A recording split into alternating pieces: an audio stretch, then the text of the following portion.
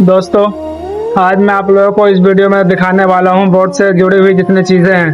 Vote किस तरीके से चोरी होता है, कैसे चोरी होता है और चोरी कौन करवाता है और इसके पीछे कौन है, किस किस का हाथ है, सारा सिस्टम मैं आप लोगों को इस वीडियो में दिखाने वाला हूं। इलेक्शन कमीशन बीजेपी के साथ मिलकर देश भर में वोट्स की चोरी कर रहा है। उन्होंने कहा कि एक बड़े सिस्टमैटिक तरीके से वोटर लिस्ट में फेक वोटर्स ऐड किए जाते हैं और ये सारे वोट्स बीजेपी को जाते हैं। विधानसभा और लोकसभा के बीच में जादू से नए वोटर आते हैं और जहां भी इन नए वोटर्स ने वोट किया वहां वोट बीजेपी को गया। 5 तरीके इन्होंने बताए जिससे ये किया जा रहा है। पहला, डुप्लीकेट वोटर्स, यानी एक ही वोटर के अलग अलग जगह 2, 3, 4 वोट्स कर देना। दूसरा, फेक और नॉन एग्जिस्टेंट एड्रेस पर रजिस्टर्ड वोटर्स। तीसरा, एक ही एड्रेस पर रहने वाले ढेर सारे वोटर्स, जैसे कि एक एग्जांपल देखने को मिला जहां एक घर के एक ही कमरे में 70 से 80 वोटर्स रजिस्टर्ड थे। चौथा, ऐसे वोटर्स जिनका प्रॉपर फोटो ही नहीं है। और पांचवा, ऐसे वोटर्स जो 70, 80, 90 साल के हैं लेकिन जिनको फर्स्ट टाइम वोटर के तौर पर रजिस्टर किया जा रहा है। राहुल गांधी ने इस सब को लेकर ढेर सारा एविडेंस प्रेजेंट किया,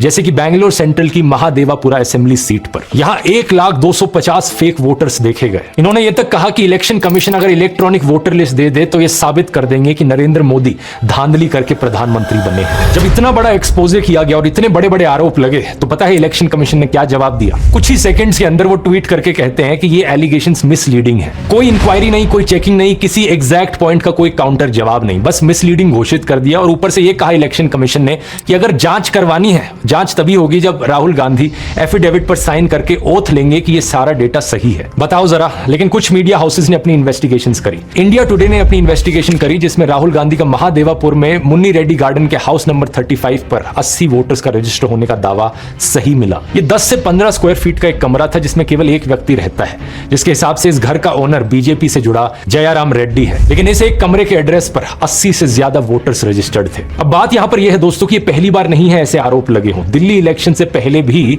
ढेर सारे सबूत प्रेजेंट किए थे आम आदमी पार्टी ने, जो दिखा रहे थे कि एक वोटर फ्रॉड हो रहा है। इन्होंने एक ही विधानसभा में शादरा में 11,008 वोट काटने के लिए एप्लीकेशन दी। उस वोटर फ्रॉड को भी कई सारे मीडिया चैनल्स ने कवर किया था, ग्राउंड पर गए, लोगों से बात करी और वो चीज सच मिली। इस चीज को मैंने बड़े डिटेल में कवर किया था। यहाँ रिलेटेड वीडियो के लिंक पर क्लिक करके आप उस वीडियो को देख सकते हैं। सवाल लेकिन इलेक्शन कमीशन से पूछा जाना चाहिए, आखिर कितना सबूत चाहिए तुम्हें जिसके बाद तुम मानो कि यहाँ पर कुछ गलत हो रहा है। फ्री एंड फेयर इलेक्शन कराना इलेक्शन कमीशन की जिम्मेदारी है, तो सवाल उठने पर इलेक्शन कमीशन एक्शन क्यों नहीं ले रहा? बहुत सारे सबूत दोस्तों जो राहुल गांधी ने बताया, आप उन्हें खुद जाकर वेरीफाई कर सकते हैं। इलेक्शन कमीशन की खुद की वेबसाइट पर ये नंबर्स डालकर चेक कर सकते हैं। ये बात बार बार सही साबित हो रही है और अगर सुप्रीम कोर्ट और इलेक्शन कमीशन यहां पर एक्शन नहीं लेंगे तो यहां हमारा देश एक डेमोक्रेसी है भी या नहीं?